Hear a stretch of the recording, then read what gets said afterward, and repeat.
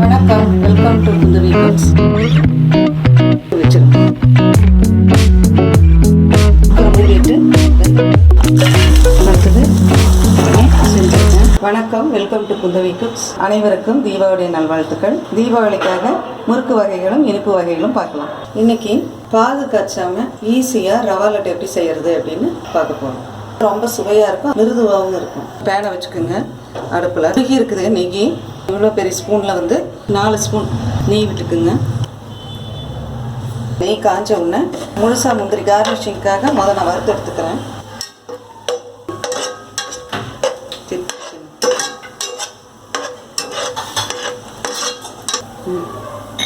இந்த அளவுக்கு வறுத்து எடுத்துக்கோங்க. ஃபுல்லாக ஃப்ளேம் வந்து குறைச்சி வச்சுக்கோங்க. ஏன்னா இந்த லட்டு ஃபுல்லாகவே ஸ்லோவில் தான் பண்ண போகிறோம். முந்திரி வந்து சின்ன சின்னதாக நான் வந்து கட் பண்ணி போட்டுருக்கேன். முந்திரி அதிகமாக பிடிக்கும், நான் முந்திரி போட்டிருக்கேன். எனக்கு வந்து பாதாம், பிஸ்தா, திராட்சை எது அதிகமாக பிடிக்கும் அது அதிகமாக போட்டுருக்கேன். இது இல்லைன்னாலும் கொஞ்சமாக போட்டும் செய்யலாம். நிறைய இதெல்லாம் ஒரு அழகுக்காக போடுறது. இதையும் எடுத்துக்கலாம்.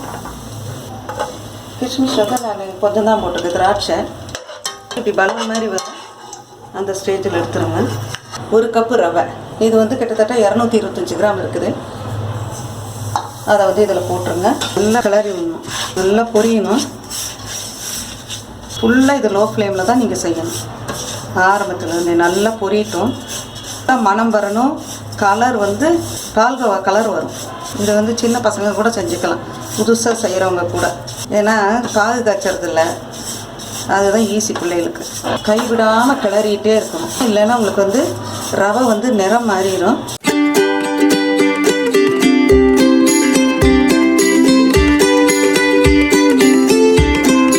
செய்கிறக்கு வந்து என்ன பண்ணணும், சுகர் வந்து நீங்கள் பவுடர் பண்ணி வச்சுட்டா ஈஸியாக இருக்கும், சீக்கிரம் கரைஞ்சிரும். ஜீரா காய்ச்சினீங்கன்னா ஒரு நேரம் வந்து அந்த ஜீராவுடைய பதம் வந்து கெட்டு போச்சுன்னா ஹார்ட் ஆகிடும் லட்டு. இந்த மாதிரி செய்யும்போது உங்களுக்கு வந்து ரொம்ப ஈஸியாக இருக்கும். 1 கப் எடுத்துருக்கோம். அதில் வந்து பாதி வந்து நான் துருவன தேங்காய், இல்லைன்னா நீங்கள் வந்து இந்த டெசிகேட்டட் கோகோனட் விற்கிது பார்த்தீங்களா, அதையும் நீங்கள் வந்து யூஸ் பண்ணிக்கலாம். அதுவும் வந்து மாய்ஸ்சர் போகிற அளவுக்கு இது பண்ணோம். நம்ம ஏன் முதவே இதை போடல அப்படின்னா, முதவே போடும் பொழுது கருகி போயிடும். இப்போ வந்து ஒரு 10 மினிட்ஸ் வறுத்துட்டேன். அது வந்து கணக்கில் உங்களுக்கு தெரியணுங்கிறதுக்காக சொல்கிறேன். வறுக்கும் பொழுது நல்லா மணம் வரும். மணம் வந்த பிறகு கொஞ்சம் நேரம் இந்த தேங்காயும் போட்டு நல்லா வருங்க. வறுத்துட்டு பச்சை கற்பூரம் கொஞ்சம் போட்டுறேன். இதை வந்து இப்படி தேய்ச்சி விட்டு தான் போடணும், ரொம்ப போட்டுறாதீங்க, ரொம்ப வாசம் வந்துடும், சாப்பிட முடியாது. நல்லா வதங்கிருச்சு பாருங்கள். இந்த அளவுக்கு பார்த்தோன்னே உங்களுக்கு அதனுடைய ஸ்ட்ரக்சர் தெரியும். இப்போ நல்லா பொரிஞ்சிருச்சு. பவுடர் சுகர்னால நான் வந்து போட்டிருக்கேன். அதிகமான சுகர் பிடிக்கிறவங்க நிறையா போட்டுக்கோங்க. பத்தலைன்னா கூட நீங்கள் அப்புறம் கூட நீங்கள் போட்டுக்கலாம், ஏன்னா பவுடர் சுகர் தானே. அது போட்டு இப்படி லைட்டாக கரைய ஆரம்பிக்கும். சில பலகாரங்கள் செய்யும் பொழுது நான்ஸ்டிக்னால் உங்களுக்கு ஈஸியாக இருக்கும். பால் வந்து பால் ஆடையோடு எடுத்து வச்சுருக்கேன். மெதுவாக ஊற்றுங்க, கொஞ்சமாக ஊற்றிருக்கேன். நான் முதல் நல்லா கலந்துடுறேன். 1/2 கப்பு பாலை வந்து நீங்கள் இப்படி கொஞ்சம் கொஞ்சமாக ஊற்றி கலருங்க. பால் ஆடையோடு போட்டிங்கன்னா நல்லாயிருக்கும். ப்ரப்போர்ஷன் வந்து அதிகமாக போட்டு செய்கிறீங்க, அதாவது 1 கிலோ அப்படிலாம் போட்டு செய்கிறீங்க அப்படின்னு சொல்லி கொதிக்கிற தண்ணி தான் நீங்கள் வச்சு ஊற்றணும். பால் வந்து கம்மியாக ஊற்றிக்கிங்க. அந்த ஈரப்பதம் வந்து இருக்கணும். கலர் பாருங்கள் இப்படி எப்படி வருதுன்னு பாருங்கள். திராட்சை, முந்திரி வறுத்து வச்சதையெல்லாம் போட்டாச்சு.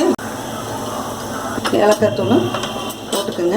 இறக்குறப்ப போடுங்க, ஏன்னா ஏலக்காய் எப்பொழுதுமே இறக்கும் பொழுது போட்டால் நல்ல மனம். நெய் இருக்குது, கொஞ்சம் உடனே ஒரு பாத்திரத்தில் மாற்றிடுங்க, ஏன்னா சூட்டுக்கு வந்து இறுகி போயிடும். ஒரு துளி கூட இதில் ஒட்டலை. இதை வந்து நான் இப்போ சூடாகவே நான் பிடிக்கிறேன்.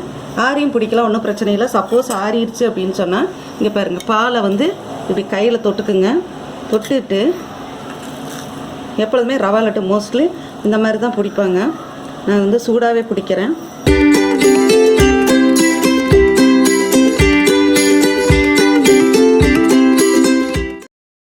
எல்லாத்தையும் உருட்டிட்டு காமிக்கிறேன், உருண்டை பண்ணிட்டு.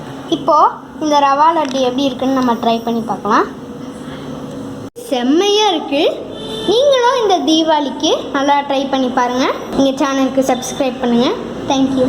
சுவையான ரவா லட்டு ரெடி ஆயிடுச்சு. செய்து பார்த்துட்டு எங்களுக்கு உங்களுடைய கமெண்ட்ஸை போடுங்க.